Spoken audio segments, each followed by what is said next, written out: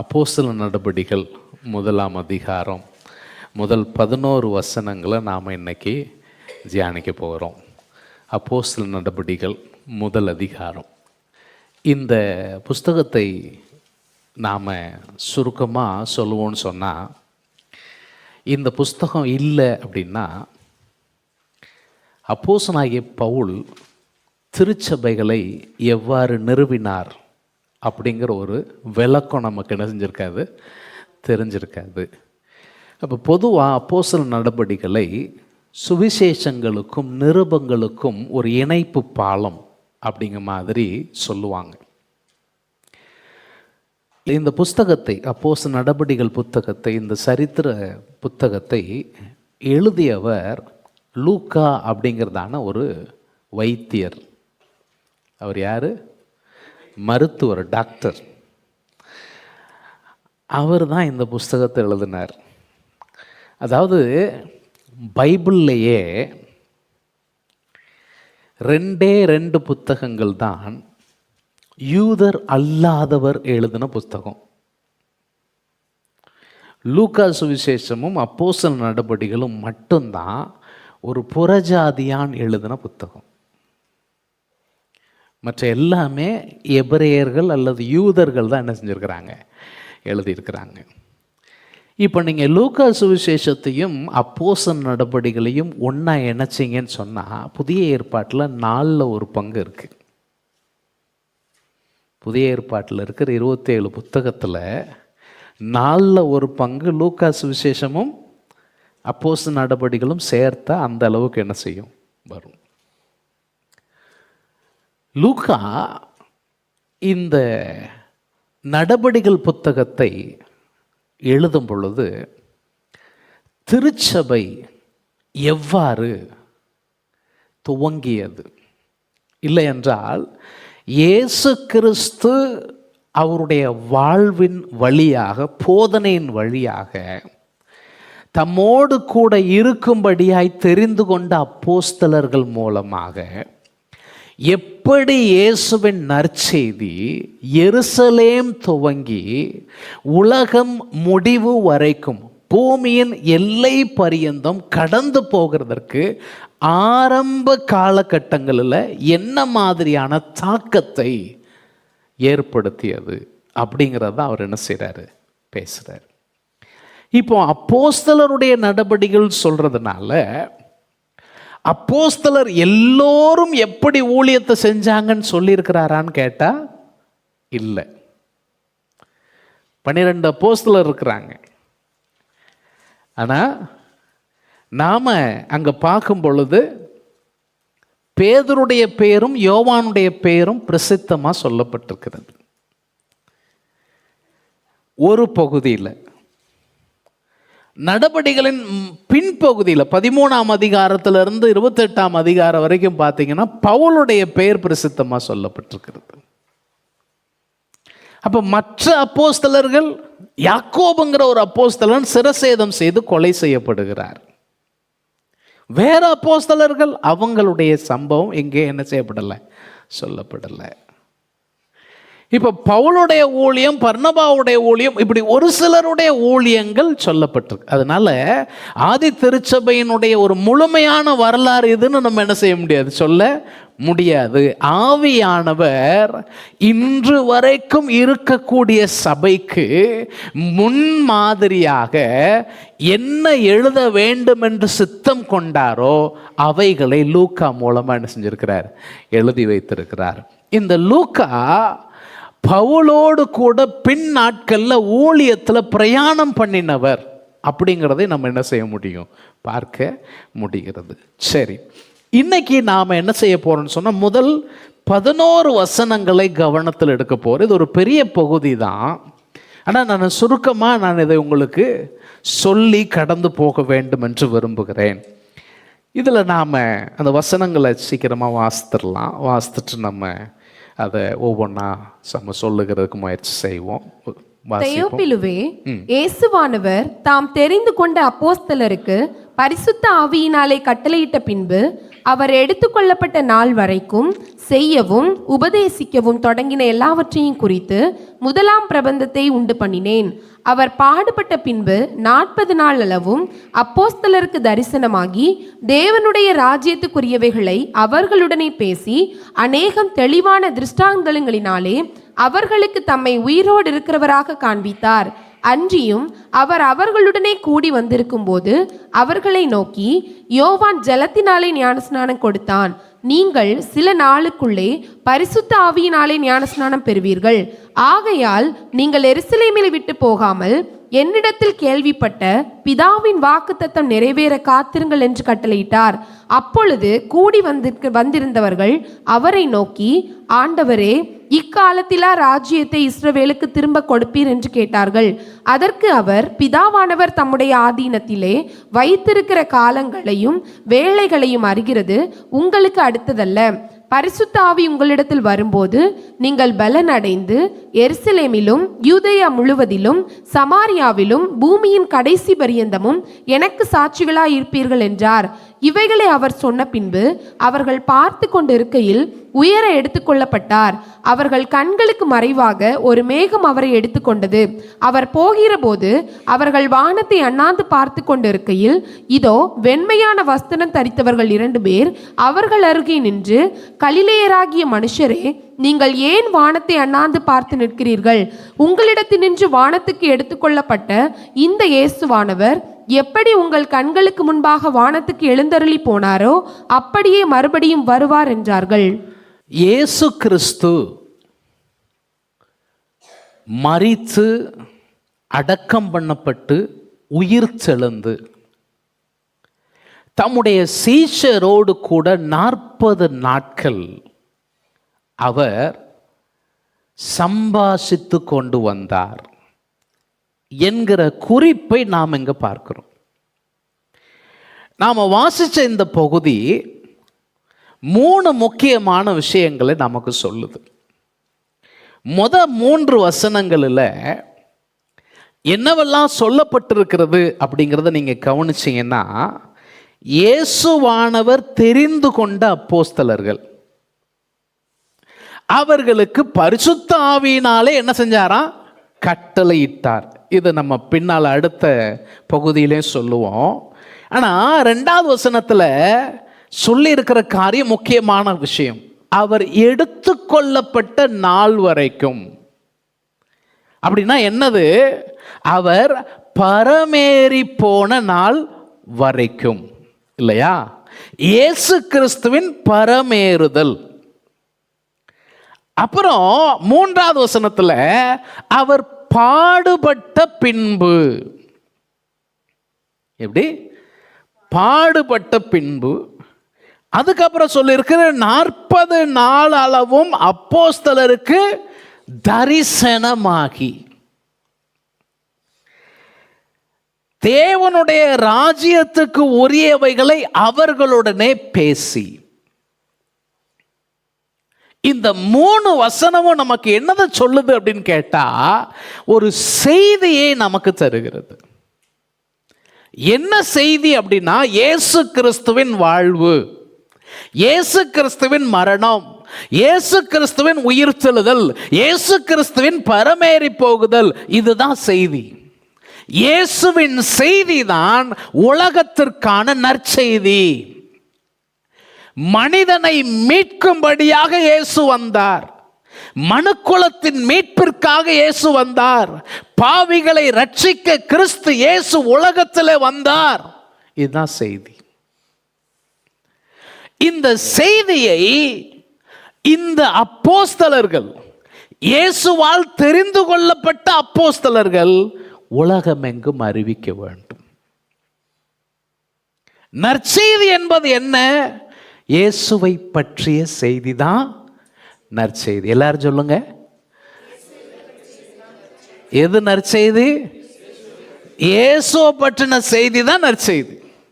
நான் நிறைய வசனங்களை சொல்ல முடியும், காலத்தின் அருமை கருதி நான் ஒரே ஒரு வேத பகுதியை நான் காமிச்சு கொடுக்க விரும்புகிறேன். 1 தீமோத்தேயு 3ஆம் அதிகாரம் 16வது வசனம். 1 தீமோத்தேயு 3:16. அன்றியும் தேவ பக்திக்குரிய ரகசியமானது, தேவ பக்திக்கு உரிய ரகசியம் என்பது யாவரும் ஒப்புக்கொள்ளுகிறபடி, எல்லாரும் ஒப்புக்கொள்ளுகிற மாதிரி மகா மேன்மை உள்ளது. அது ரொம்ப மேன்மை உள்ளது. தேவன் மாம்சத்திலே வெளிப்பட்டார். நல்ல கவனிங்க, இதுதான் நற்செய்தி, இதுதான் சுவிசேஷத்தினுடைய செய்தி. இயேசு கிறிஸ்து மாம்சத்திலே வெளிப்பட்டார், ஆவியிலே நீதி உள்ளவர் என்று விளங்கப்பட்டார், தேவதூதர்களால் காணப்பட்டார், புறஜாதிகளிடத்தில் பிரசங்கிக்கப்பட்டார், உலகத்திலே விசுவாசிக்கப்பட்டார், மகிமையிலே ஏறெடுத்துக் கொள்ளப்பட்டார். ஒரு அல்லேலூயா சொல்லுங்க. சுவிசேஷத்தின் செய்தி, இயேசுவின் செய்தி. நாம் ஏன் கிறிஸ்தவர்கள் என்று கேட்டா, கிறிஸ்துவை மையமாக கொண்டவர்கள் கிறிஸ்தவர்கள்.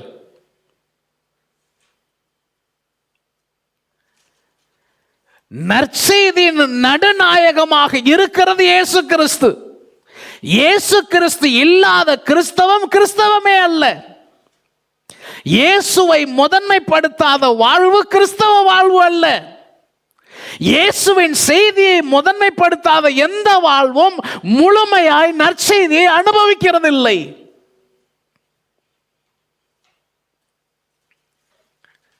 அவர் வாழ்வு, அவர் பாடுபடுதல், அவர் மரணம், அவர் உயிர்த்தெழுதல், அவர் பரமேறி போகுதல்,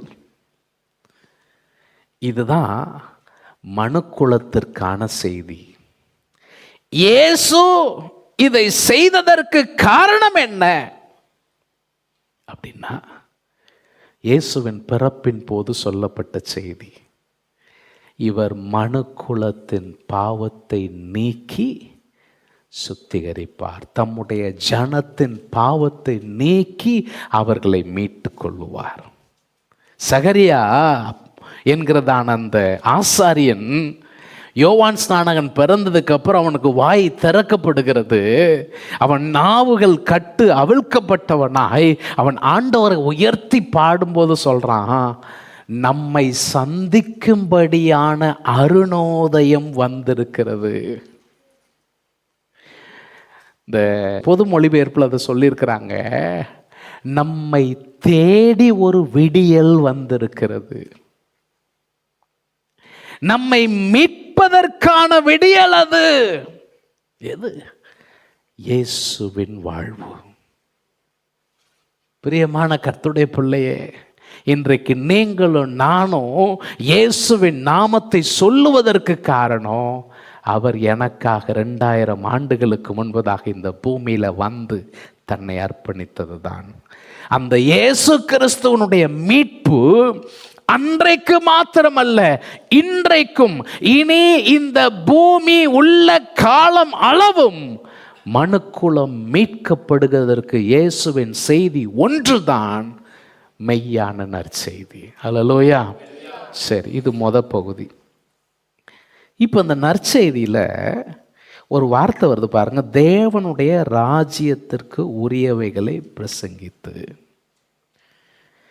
இப்போ தேவனுடைய ராஜ்யம் அப்படின்னா என்ன?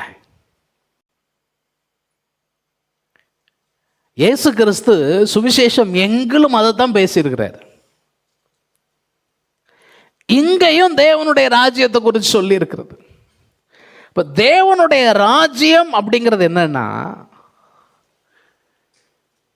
தேவன் ஒரு மனிதனுடைய வாழ்வை மறுரூபமாக்கி அந்த மனிதனின் வாழ்வில் அரசாளுகிறார். அதுதான் தேவனுடைய ராஜ்யம். மறுரூபமாக்கப்பட்ட வாழ்வு, அந்த வாழ்வின் அரசனாய் யார் இருக்கிறா? நான் பைபிளை தூக்கிட்டு சர்ச்சுக்கு வந்ததுனால என்னிடத்தில் தேவனுடைய ராஜ்யம் இருக்கிறதுங்கிற கேரண்டி கிடையாது. தேவனுடைய ராஜ்யம் என்னிடத்தில் இருக்கிறதற்கான கேரண்டி என்னன்னு கேட்டா, என் உள்ளான வாழ்வு அந்த பரிசுத்த ஆவியானவரால் மறுரூபமாக்கப்பட்டிருக்கிறதா? அந்த மறுரூபத்தின் வாழ்வில் அன்றாடம் நான் தொடருவேன் என்று சொன்னால் எனக்குள் ராஜ்யம் இருக்கிறது. அல்லேலூயா. இந்த ராஜ்யத்தை பத்தி ஆண்டவர் சொல்லும்போது, இந்த ராஜ்யம் உலகத்துக்கு உரியதல்ல. என்னுடைய ராஜ்யம் இந்த உலகத்துக்கு உரியது அல்ல. அது இந்த உலகத்துக்கு உரியதா இருந்தால் என்னுடைய ஊழியக்காரர்கள் எனக்காக போராடி இருப்பார்கள். இது ஆவிக்குரிய ராஜ்யம். இந்த ஆவிக்குரிய ராஜ்யம் ஒரு இடத்தில் இருப்பதில்லை, உலகம் முழுவதிலும் வியாபிக்கிறது. It is a universal kingdom. உலகம் முழுவதும் இந்த ராஜ்யம் பரம்புகிறது. அதனால தான் நம்ம செய்தியில வாசிப்போம், பரிசுத்த ஆவி உங்களிடத்தில் வரும் பொழுது நீங்கள் பலனடைந்து எருசலேம் துவங்கி, எருசலேம், யூதேயா, சமாரியா, பூமியின் கடைசி பரியந்தம். அப்போ இந்த ராஜ்யம் இது ஒரு வரம்பில் நிற்பதல்ல, வரம்பில்லாமல், எல்லை இல்லாமல் பூமியின் எல்லை முழுவதும் பரவி வளருகிறது இந்த ராஜ்யம். ஆனா இந்த ராஜ்யத்தின் வளர்ச்சி படிப்படியானதாக இருக்கும். எப்படி இருக்கும்? கிராஜுவலாக, படிப்படியாக இந்த வளர்ச்சி இருக்க போகிறது. சரி, இப்போ அந்த 3 வசனத்தில் இன்னொரு காரியத்தை ரொம்ப முக்கியமாக சொல்கிறேன். இதை நான் சொல்லாமல் போக முடியாது. ஏன்னா இதைத்தான் இந்த புஸ்தகம் முழுசும் பேசுகிறாங்க. என்னது கேட்டிங்கன்னா, அவர் தெளிவான திருஷ்டாந்தங்களினாலே அவர்களுக்கு தம்மை உயிரோடு இருக்கிறவராக காண்பித்தார். எப்படி அப்படின்னா என்ன அர்த்தம்? சந்தேகத்திற்கு இடமில்லாமல். இப்படியும் இருக்கலாம், அப்படியும் அந்த மாதிரிலாம் கிடையாது, இப்படித்தான் இருக்கிறது. இயேசு கிறிஸ்து உயிர்த்தெழுந்தார். அதனால தான் சீசர்கள் அடைக்கப்பட்ட ஒரு வீட்டுக்குள்ள பயந்து அடங்கி இருக்கும்போ இயேசு அங்கே வந்து நிற்கிறார். இவங்க பார்த்து அலறாங்க, ஐயோ ஆவேசம்ங்கிறாங்க. அப்போ ஆண்டவர் சொல்கிறார், எப்போ பயப்படாதீங்க, யார் தான் வந்திருக்குது? நான் தான் வந்திருக்கிறேன். நீங்கள் வாங்க, வந்து என் கையை தொட்டு பாருங்க, என் காலை தொட்டு பாருங்க. நீங்கள் நினைக்கிற மாதிரி ஆவிக்கு என்ன இருக்காது? சரீரம் இருக்காது. என்னப்பா சமையல் பண்ணி வச்சிருக்கிறீங்க, தாங்க நான் என்ன செய்கிறேன்? சாப்பிட்றேன் அப்படின்னு அவங்க சமைச்சு வச்சிருந்ததை வாங்கி அவர் சாப்பிட்டு காமிக்கிறார். எதற்கு இதெல்லாம் செய்கிறாரு? நான் மரித்து கடவுள்கிட்ட போயிட்டு அதோட முடிஞ்சு போகலை, நான் திரும்பவும் சரீரத்தில், உயிர் தெழுந்த சரீரத்தில் நான் உன் மத்தியில் என்ன செய்கிறேன்?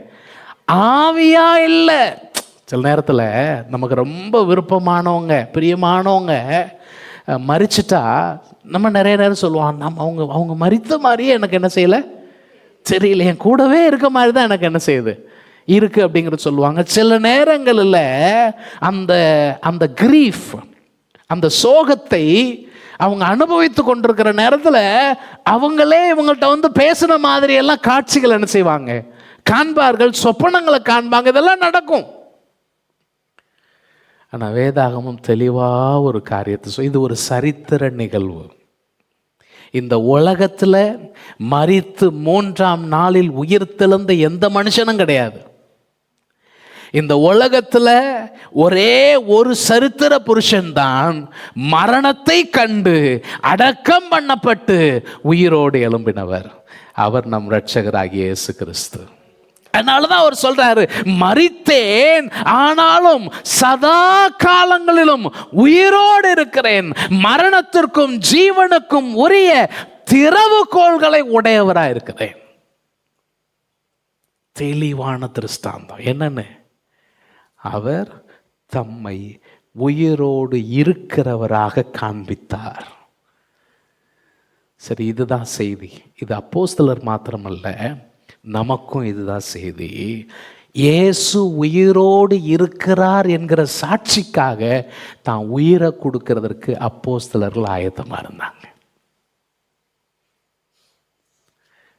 அதாவது இப்படியா அப்படியா அப்படிங்கிற சந்தேகத்துக்கு இடமான ஒரு காரியமா இருந்துச்சுன்னு சொன்னா அதுக்காக ஒருத்தர் உயிரை கொடுக்க முடியுமா?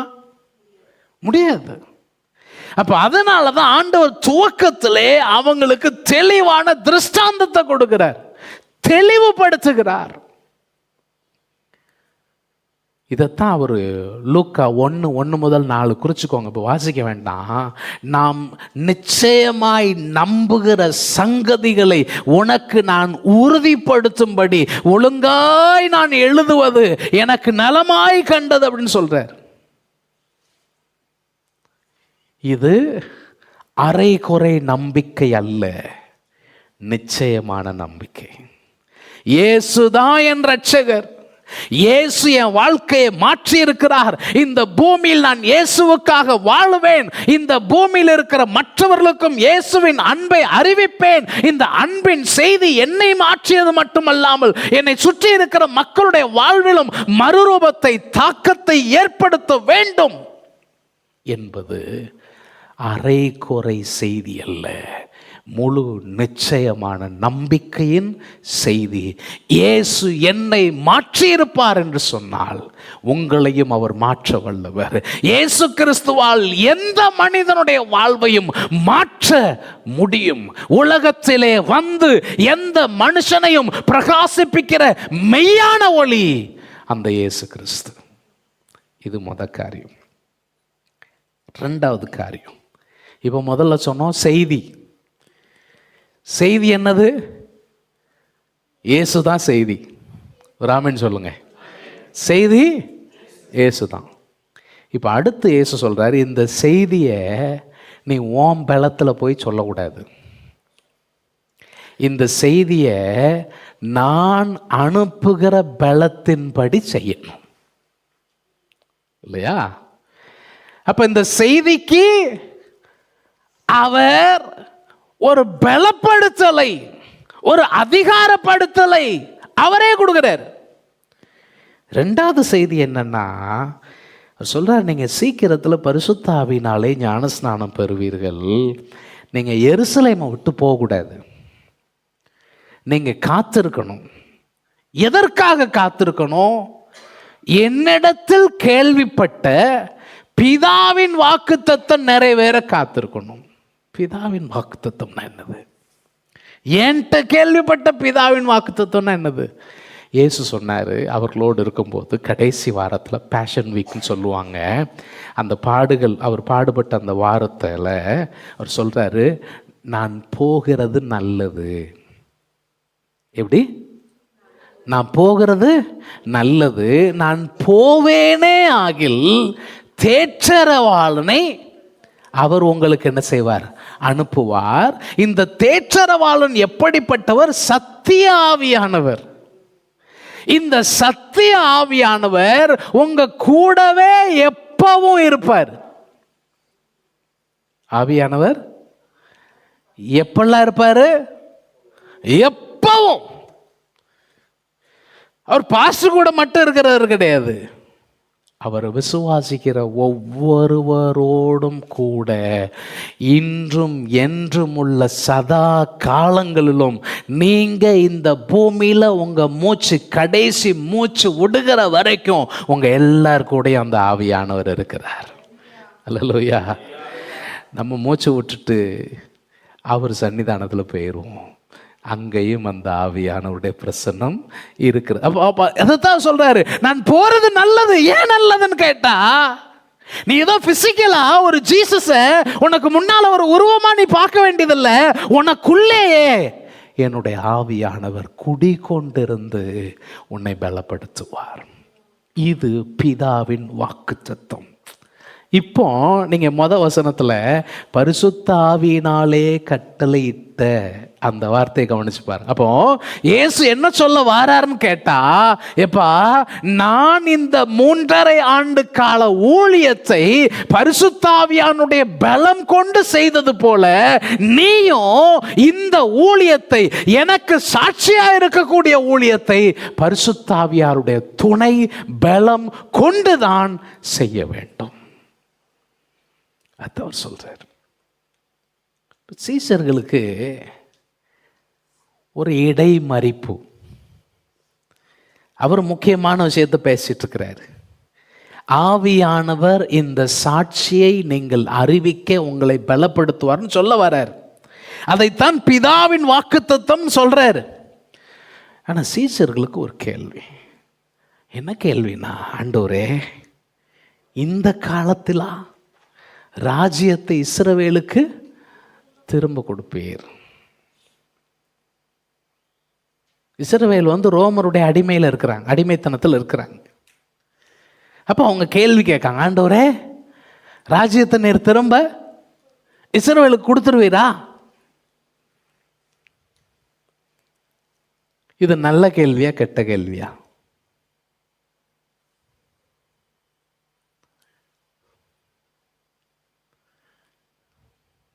என்ன நினைக்கிறீங்க? நல்ல கேள்விதான். டைமிங் சரியில்லையா?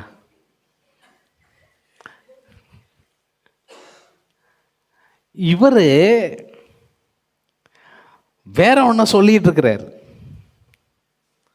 அவங்க இன்னொரு காரியத்தை கேட்கிறாங்க. ஆனா இந்த கேள்வி அப்படிங்கிறது இவர்களோடு மாத்திரம் அல்ல, யூதர்கள் அனைவருக்குள்ளும் இருந்த கேள்வி. ஏன் இந்த கேள்வி அனைவருக்குள்ள இருந்துச்சுன்னு சொன்னா, தீர்க்க தரிசனம் அப்படி இருக்கு. தீர்க்க தரிசனம் என்ன சொல்லுது? மேசியா வருவார், நமக்கு ஒரு பாலகன் பிறந்தார், நமக்கு ஒரு குமாரன் கொடுக்கப்பட்டார், கர்த்தத்துவம் அவர் தோளின் மேல் இருக்கும். இது வாக்குத்தத்தம். தாவீதுடைய சிங்காசனத்தில் அவர் என்றென்றும் அரசாளுவார். இயேசுவை பற்றி சொன்ன வார்த்தை. அப்ப இயேசு மரித்தார், உயிர் தெழுந்தார், கூட இருக்கிறாரு. அப்ப என்னத்தை கொடுத்துட வேண்டியதானே? ராஜ்யத்தை கொடுத்துட வேண்டியதானே? அப்பதான் ஆண்டவர் சொல்றாரு, எப்பா இந்த கேள்வி கேட்டிருக்கிறிய, இது பிதாவினுடைய ஆதீனத்தில் இருக்கிற விஷயம். அதாவது காலங்களையும் வேலைகளையும் பிதாவானவர் தீர்மானிக்கிறார். அதனால நீ இத பத்தி கவலைப்படாத. காலங்களையும் வேலைகளையும் பிதாவானவர் தம்முடைய ஆதீனத்தில் திட்டம் பண்ணி வைத்திருக்கிறார். அவர் எப்போ நிறைவேற்ற வேண்டும் என்று நினைக்கிறாரோ அப்போ சரியா நிறைவேற்றுவார். அப்ப நீ என்ன செய்யணும்? நீ அதை பத்தி யோசிக்காம நீ எதுக்காக காத்திருக்கணும்? பிதாவின் வாக்குத்தத்தம் நிறைவேற காத்திருக்கும். அது சொல்லிட்டு தான் சொல்றாரு, பரிசுத்த ஆவி உங்களிடத்தில் வரும்போது நீங்கள் பலனடைந்து. ராஜ்யம் எப்போ திரும்ப உனக்கு கிடைக்குங்கிற கவலை வேண்டாம். ராஜ்யம் திரும்ப வருகிறதற்கு முன்பதாக நீ இந்த உலகத்தில் எனக்கு சாட்சியாய் இருக்க வேண்டிய தேவை இருக்கிறது. அதனாலதான் நிருபங்கள்ல எழுதுறாங்க, அவரோடு கூட பாடு சகித்தால் அவரோடு கூட ஆளுகையும் செய்வோம்.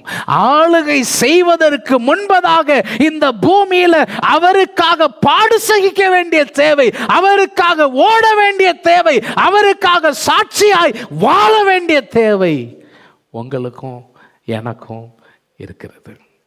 அதான் அவர் சொல்றாரு, பரிசுத்த ஆவி ஓட்ட வரும்போது நீ பலன் அடைவாய், உனக்கு பலம் கிடைக்கும். இது எப்படிப்பட்ட பலம்னு கேட்டா, மனிதனால் சிந்தித்தும் பார்க்க முடியாத, மனிதனுடைய கண்கள் கண்டு ஆச்சரியப்படத்தக்க ஒரு பலம். இந்த பலம் என்ன செய்யும்னா, எனக்கு சாட்சிகளாக இருப்பீர்கள். இந்த இடத்துல சாட்சின்னு சொல்கிற வார்த்தைக்கு பயன்படுத்தப்பட்ட அதே கிரேக்க வார்த்தை தான் இரத்த சாட்சி என்பதற்கும் பயன்படுத்தப்படுது. அப்போ இதை எப்படின்னு சொல்லலாம், எனக்கு இரத்த சாட்சிகளாய் இருப்பீர்கள். பாஸ்டர் இவ்வளோ நேரம் நல்லா தானே பேசிட்டு இருந்தார், திடீர்னு வன்முறையில் இறங்குறாரு. 1ஆம் தேதி அதுவுமா நல்ல ஒரு வாக்குத்தத்த வசனத்தை கொடுக்கறத விட்டுட்டு 1ஆம் தேதியுமா அதுவுமா? அதாவது பரிசுத்த ஆவியானுடைய நிறைவு உங்கள்கிட்ட இருந்தா நீங்க எந்த மலையையும் தாண்டுவீங்க. எந்த பாடும் உங்களுக்கு பாடாவே தெரியாது. ஏன்னா நீங்க அதுல தனியா போகல. நிறைய பேருக்கு ஏன் பாடு சகிக்கிற அந்த மனநிலை ரொம்ப வருத்தத்தை ஏற்படுத்துதுன்னா, அவங்க என்னன்னா நானே இந்த பாரத்தை தூக்கி சுமக்கிறேன்னு நினைக்கிறாங்க.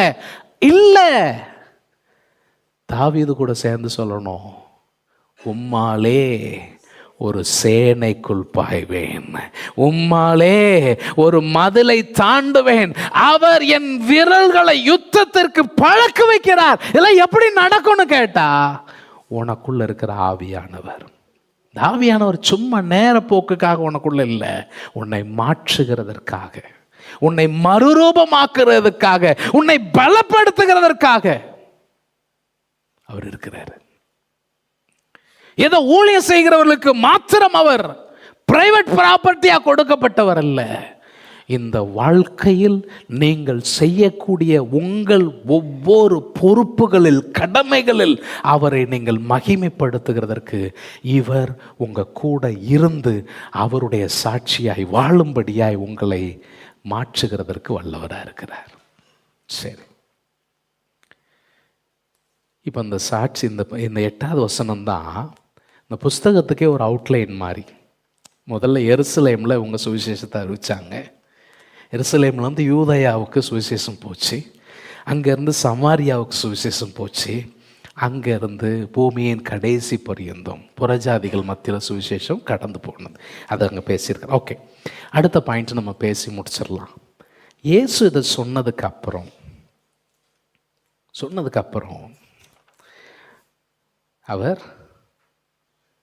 அவங்க பார்த்துட்டு இருக்கிறாங்க. அப்படி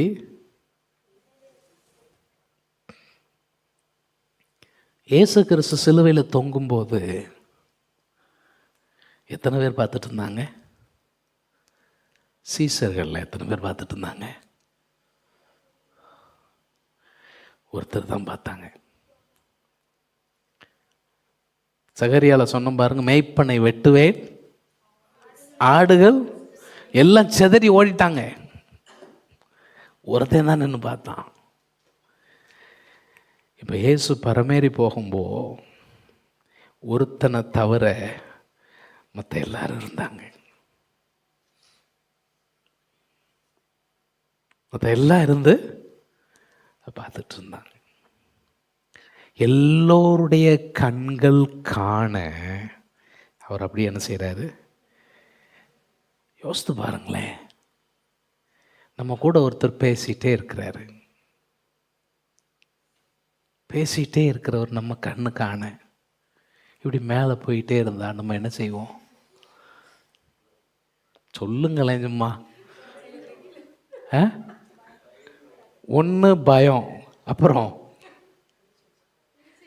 இழுத்துருவீங்களா? இழுக்கிற அளவுக்கு உங்களுக்கு பவர் இருக்கா? நம்ம பிடிச்சோம்னா நம்மளே நேராக கொண்டு போயிடக்கூடாதுன்னு நினைக்க மாட்டீங்களா? வந்தால் சேர்ந்து வருவோம், போனால் சேர்ந்து போவோமா? பரவாயில்ல, நல்லா தான் இருக்கு.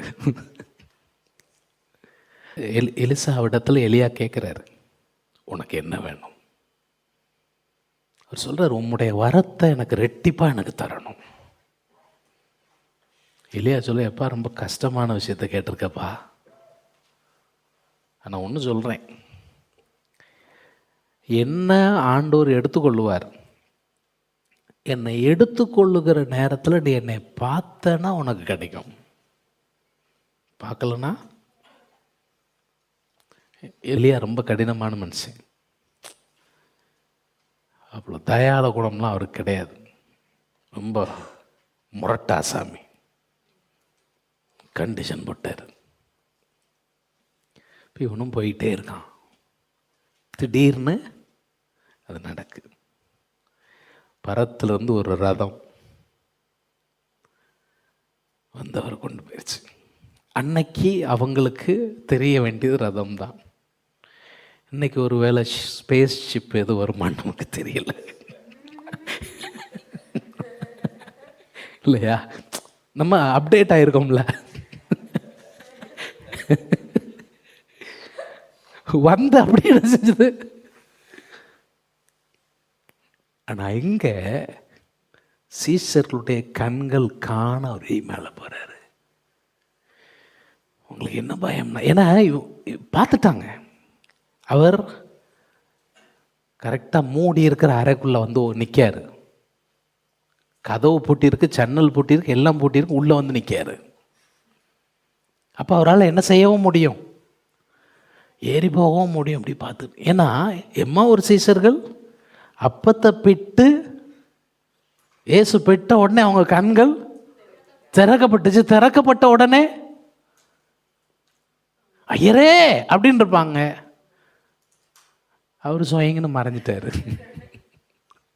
அப்ப இந்த அனுபவங்கள்லாம் அவங்களுக்கு என்ன செய்யுது?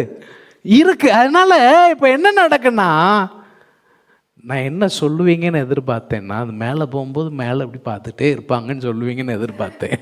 நீங்கள் சொல்லலைன்னா வசனம் அப்படி தான் சொல்லியிருக்கு. அவர் மேலே ஏறி போயிட்டார்.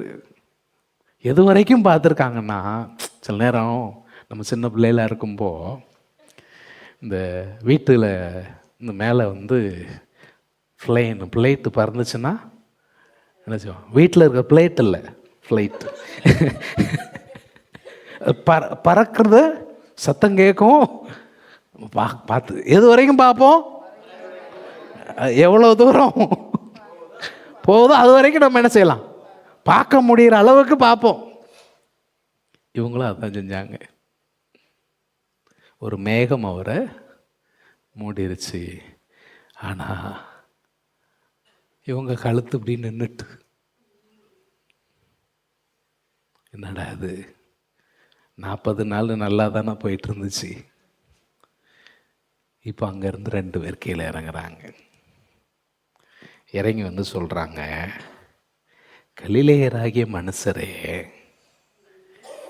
எதுக்கு வானத்தை ஒரு பழமொழி சொல்லுவாங்க, பட்டி காட்டான் முட்டாய் கடையை பார்த்த மாதிரி அப்படிம்பாங்க. எதுக்குப்பா நீங்க வானத்தை அண்ணாந்து பார்த்துட்டே இருக்கிறீங்க? எப்படி உங்கள் கண்களுக்கு முன்பாக இந்த இயேசு ஏறி போனாரோ அப்படியே உங்கள் கண்கள் காண மறுபடியும் வருவார் என்றார்கள். வருவார். முதல்ல செய்தி, 2வது செய்திக்கான பலம், 3வது நமக்கான நம்பிக்கை. என்ன நம்பிக்கை? இயேசு திரும்ப வருவார். அவர் இன்னைக்கு பரமேறி போயிருக்கிறாரே, பரலோகத்தில் என்ன செஞ்சிட்டு இருக்கிறாரு அப்படின்னு கேட்டா, மார்க்கு சுவிசேஷத்தில் நீங்க எடுக்க வேண்டாம், நான் சொல்லிட்டே போயிடுறேன். மார்க்கு சுவிசேஷம் 16ஆம் அதிகாரம் 19வது 20வது வசனம் சொல்லி இருக்கிறது, அவர் தேவனுடைய வலது பாரிசத்தில் உட்கார்ந்தார். தொடர்ந்து என்ன நடக்கு? சீஷர்கள் புறப்பட்டு போய் சத்தியத்தை அறிவித்தார்கள். என்ன நடக்கிறதுனா, கர்த்தர் அவர்களோடு கூட இருந்து அடையாளங்களினாலும் அற்புதங்களினாலும் வசனத்தை உறுதிப்படுத்தினார். பரலோகத்துக்கு போனவர் அப்படி அங்கேயே சீஷரோடும் கூட இருந்து அடையாளங்களினாலும் அற்புதங்களினாலும் தம்முடைய வசனத்தை உறுதிப்படுத்தினார். இயேசு ஜெபம் பண்ணார், யோவான் 17:5 என்ன சொன்னார்னா, பிதாவே, நான் இங்க வாரதுக்கு முன்பு எனக்கு உம்மிடத்தில் இருந்த அதே மகிமையினாலே இப்பொழுது நீர் என்னை உம்மிடத்திலே மகிமைப்படுத்தும். அவர் மகிமையை, வான மகிமையை விட்டு இந்த பூமியில இறங்கி வந்தார். இப்ப திரும்பவும் அந்த மகிமையை அவர் என்ன செய்யற, எடுத்துக்கொண்டார். எபிரேயர் 1:3 சொல்லி இருக்குது, பாவத்திற்கான சுத்திகரிப்பை அவர் ஏற்படுத்திட்டு என்ன செய்கிறார்னா, மகத்துவமானவருடைய வலது பாரிசத்திலே உட்கார்ந்தார். அவர் அங்க உட்கார்ந்து என்ன செய்யறாருன்னா, எபிரேயர் 7:25-26 சொல்லுகிறது, நமக்காக வேண்டுதல் செய்யும்படியாய் அவர் என்றென்றும் எப்பொழுதும் உயிரோடு இருக்கிறவர் ஆகையால் நம்மை முற்றும் முடிய ரட்சிக்க வல்லவராயிருக்கிறார். அல்லேலூயா. இன்னும் நிறைய வசனம் நான் சொல்ல முடியும். ஒண்ணே சொல்றேன். இயேசு அவருடைய வாழ்வு, மரணம், அடக்கம், உயிர்த்தெழுதல் எந்த அளவுக்கு உண்மையோ அது போல உண்மை அவர் திரும்ப வருவார் என்பது. அவர் திரும்பவும் வருவார். அவர் வரும் நாள் நமக்கு ஆசீர்வாதத்தின் நாள். என்ன வசனம் சொல்லுது, பைபிளில் நீங்கள் பார்த்தீங்கன்னா கிறிஸ்துவின் நாள், பழைய ஏற்பாட்டில் கர்த்தருடைய நாள் அப்படின்னு வரும். கர்த்தருடைய நாள் பயங்கரமானது. யாருக்கு பயங்கரமானது? துன்மார்க்கருக்கு. அவருடைய நாளை எதிர்பாராதவர்களுக்கு பயங்கரமானது. ஆனால் நீங்களும் நானும் அவருடைய நாளை எதிர்பார்த்து வாழ வேண்டும். நமக்கான சுதந்திரத்தை ஆண்டவர் வைத்திருக்கிறார். பவுல் சொல்றார் பாருங்க, நல்ல போராட்டத்தை போராடினேன், ஓட்டத்தை முடித்தேன், இது முதல் எனக்காக ஜீவ கிரீடம் வைக்கப்பட்டிருக்கிறது. எனக்கு மட்டுமல்ல, அவருடைய பிரசன்னமாகுதலை விரும்புகிற அனைவருக்கும் அதை அவர் தந்துள்ளார். நான் சொல்லட்டுமா, இந்த பூமியில நாம எதனால முன்னேறி கொண்டிருக்கிறோம் சொன்னா, எனக்கு பலன் அளிக்கிற தேவனாகிய கர்த்தர் ஒரு நாளில் வருவார், என்னை சேர்த்து கொள்ளும்படி அவர் வருவார். நான் சொல்றேன், அந்த நம்பிக்கை நம் அனைவரையும் இயக்க வேண்டும். 3 விஷயம்: செய்தி, வல்லமை, நம்பிக்கை. இதுதான் அப்போஸ்தலருடைய வாழ்வு. அவருடைய வாழ்வு மாத்திரமல்ல, இன்றைக்கு விசுவாசிகளாக இருக்கிற, கர்த்தருடைய பிள்ளைகளாக இருக்கிற நம் ஒவ்வொருடைய வாழ்வும் இப்படித்தான் இருக்கணும். முழங்கால் படியிடுவோம், கர்த்தருடைய முகத்தை நோக்கி பார்ப்போம். அன்பின் ஆண்டவரே, உம்முடைய நற்செய்தி எங்களுக்காக அருளப்பட்ட கிருபைக்காக, இதற்கு பாத்திரவான்களாய் நாங்கள் ஆண்டவரே ஆக்கப்பட்ட கிருபைக்காக நன்றி செலுத்துகிறோம். பரிசுத்த ஆவியானுடைய பலம் கொண்டு நாங்கள் சாட்சியாய் வாழ முடியும். ஆண்டவரே, இந்த பூமியில் நாங்கள் நெருக்கங்களையும் துன்பங்களையும் அவமானங்களையும் பாடுகளையும் அனுபவித்தாலும் எங்களுக்கு ஒரு நம்பிக்கை இருக்கிறது. எங்கள் இரட்சகரை காண்போம், எங்களுக்கான பிரதிபலனை அவர் கொண்டு வருகிறார், அவரோடு கூட நித்திய காலமாய் வாழ்வோம் என்கிற நம்பிக்கை அது எங்களை இயக்கட்டும். வசனத்தை கேட்ட பிள்ளைகளை ஆசீர்வதியும். கிருபைக்கு ஒப்பு கொடுக்கிறோம். மீட்பர் இயேசுவின் நாமத்தில் வேண்டுகிறோம். ஜெபம் கேளும் நல்ல பிதாவே. ஆமென், ஆமென்.